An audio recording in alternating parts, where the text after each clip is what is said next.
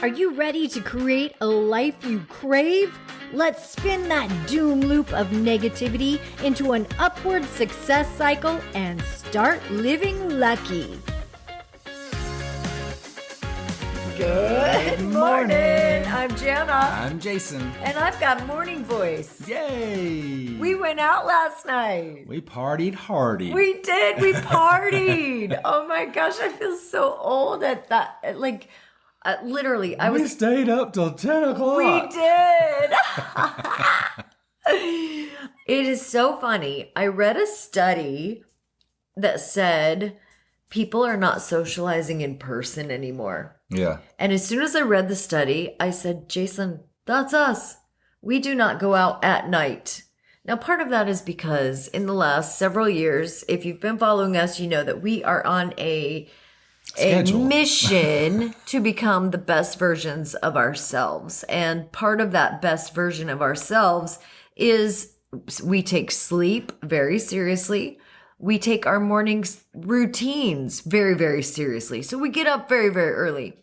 However, we have realized that one of our blind spots has been letting our social life fall to the wayside. And I think part of that is the kind of the entertainment side of social life, because we do get out with people and we have elevated the rooms that we're in, but we haven't taken that the night step or the evening step of just casual socializing instead of like learning a higher level of conversation socializing that we do during the day. Right, where we are in conferences, self-development, in personal, breakout rooms. Right. Yeah.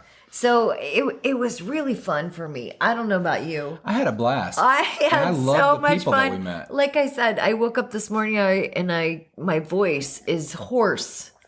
Is this what you call a hoarse voice? Why don't we call this hoarse voice? I think it's because it was the talking, and we had to talk so loud because there had to be 200 people in the room. Yes. Plus, I loved this venue.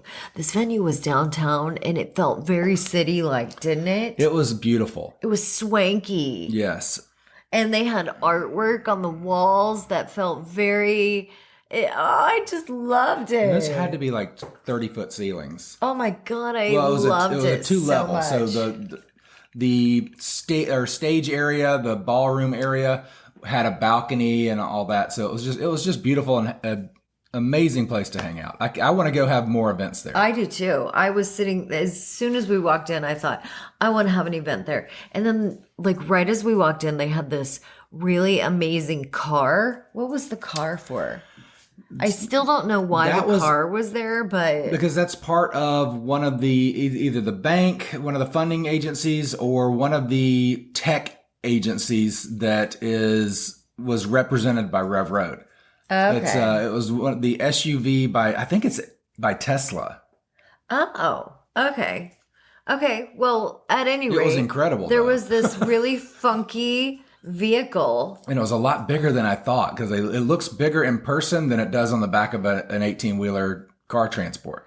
Oh yeah. In fact, some guy came over, and now that you're refreshing my memory, you're jogging my memory. I talked to this guy and he said that his company was the one that sponsored that really cool techie car out front. And I said, as soon as we got here, my husband was so enthralled with that car that we actually stopped traffic on the sidewalk.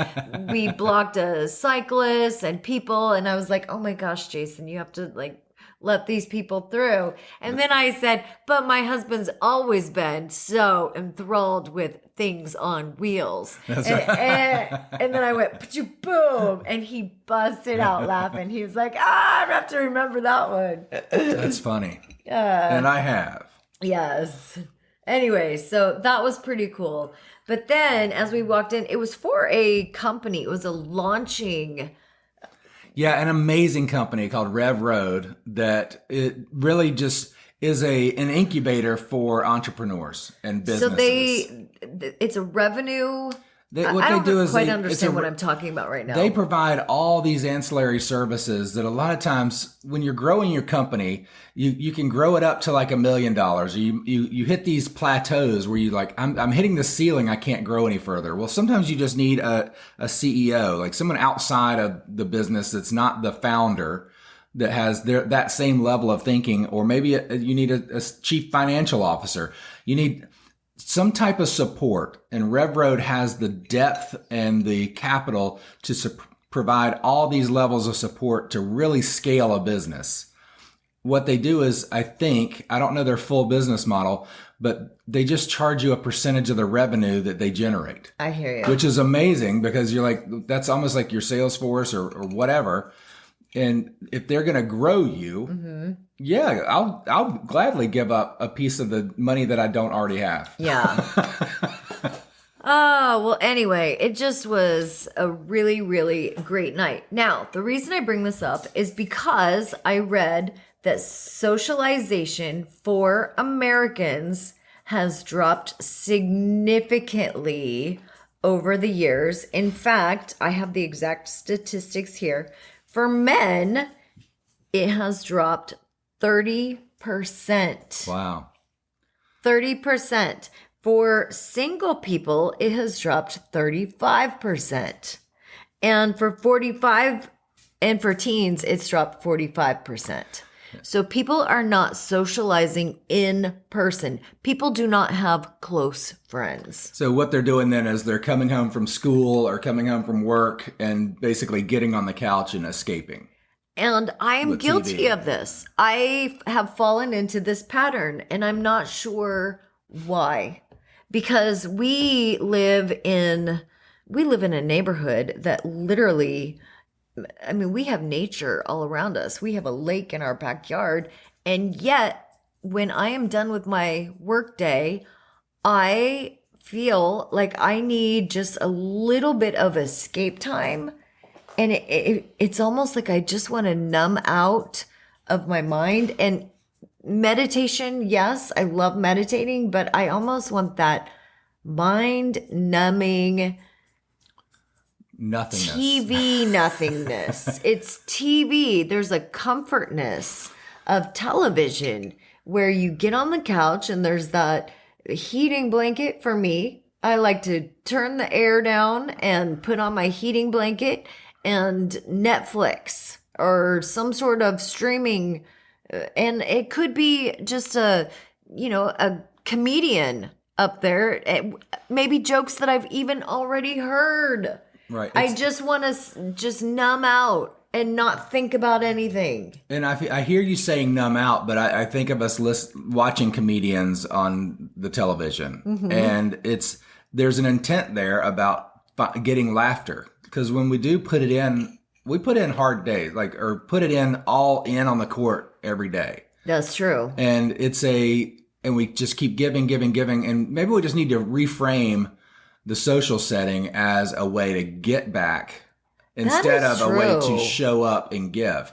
Now we're going to show up fully still, but reframe it as, I'm not doing this to give, but to kind of get back.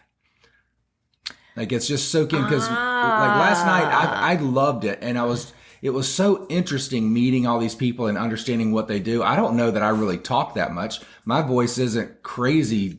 People didn't ask me a lot of questions. They asked you questions all night long. But no. I didn't really talk about myself. I don't think I told people really what I did at all. It was me asking them what they did, and then I would try to ask them more. Yeah. It was, and so you're right. I felt like I feel like maybe they were entertaining me. Yeah. But I was being a curious. And I guarantee you that they left thinking, oh, I really like that Jana, and they don't even know what Jana does. Because true. When you want to, it goes back to that saying, if you want to be interesting, be interested. Yeah. Like, if you want to be understood, understand. I think we really just asked a lot of questions last night and got to meet a lot of really incredible people. And I think one of the other things is that everyone has something incredible and unique about them, regardless of what they're doing or what their station in life is right now. And when we can dive into that, it just allows us kind of let the world be our television.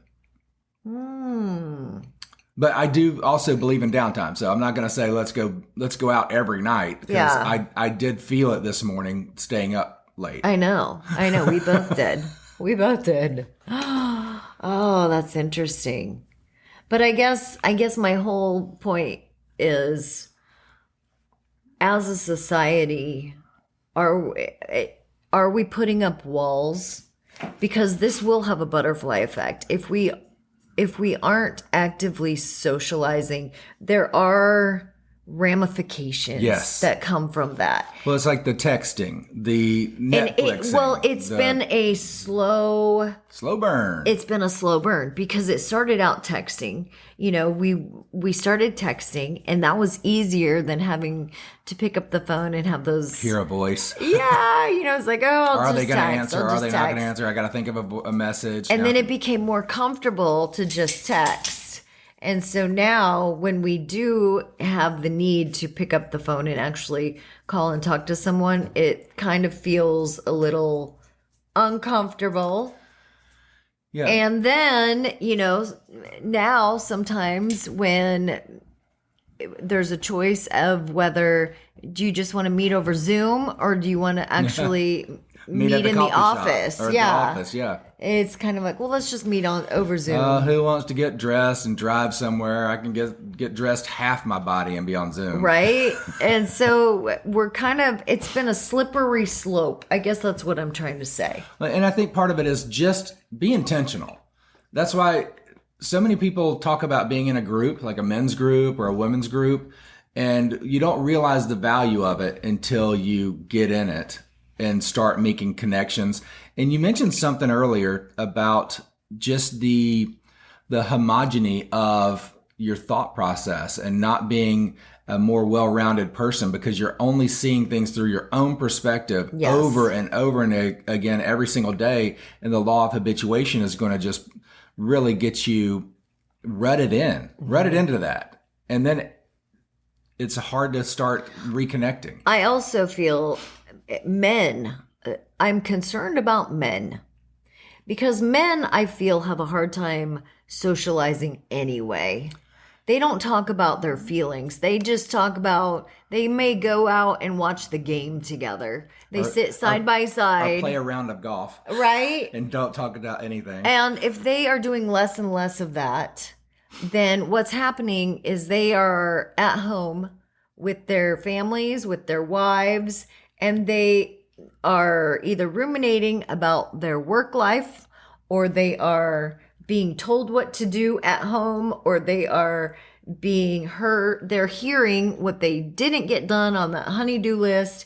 And I feel like there's a lot of stirring. Yes. Yeah. And a lot of stirring, like mixing up that emotional soup that is not going to go anywhere. It's like in a pressure cooker, because if you're not feeling it, if you're not expressing it in a way that is healthy, a healthy way, and processing it, it turns into a pressure cooker and like this soup of mixed emotions that you don't know what to do with. And just like you talk about with the beach ball, when you're not letting it out, or when you're not processing it and dealing with it, it is going to come up and bust you in the face, or you're going to word vomit or get loud on someone that you love. Yeah, when he uses the beach ball, I often talk about trying to hold a beach ball underwater, and eventually it just pops up. It's popping out of the water, and it's coming up with some force. All right. That's all we've got today. Thank you so much. Get out, socialize, make a new friend. Say hello to a stranger. That is our tangible step. Every day this week, let's talk to a stranger. Oh, that sounds fun. Can you do that? I know. Are you up for the challenge? I'm up for the challenge. I'll find a stranger. Every day, talk to a stranger. Let's get out and socialize. Let's make that a spring challenge. I love it. All right. I'm gonna keep living lucky. Bye-bye. If the idea of living lucky appeals to you, visit us at startlivinglucky.com.